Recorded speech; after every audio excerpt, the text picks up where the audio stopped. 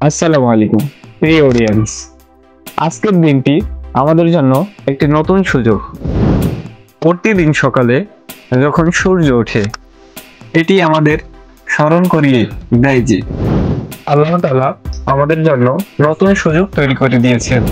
পবিত্র কুরআনুল কারীমে আল্লাহ তাআলা বলেন, তোমরা যা পছন্দ করো তা তোমাদের জন্য ভালো নয়, কিন্তু তোমরা যা অপছন্দ করো সেগুলো তোমাদের জন্য ভালো। জীবনের চলার পথে আমরা কখনো কখনো হতাশ হয়ে পড়ি, কিন্তু আমাদের মনে রাখতে হবে মহান আল্লাহ রাব্বুল আলামিনের পরিকল্পনা আমাদের জীবনের জন্য সেরা এবং সর্বোচ্চ মর্যাদা সম্পন্ন।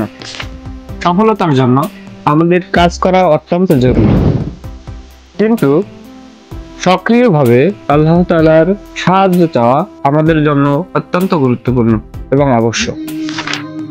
অবশেষে আমাদের প্রতিটি দিনকে একটি নতুন সূচনা হিসেবে গ্রহণ করে নেওয়া।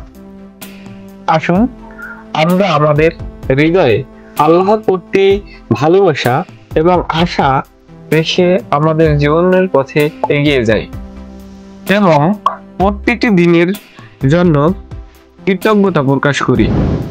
আল্লাহ আমাদেরকে সঠিক পথ দেখান এবং আমাদের কাজকে কবুল করে নিন।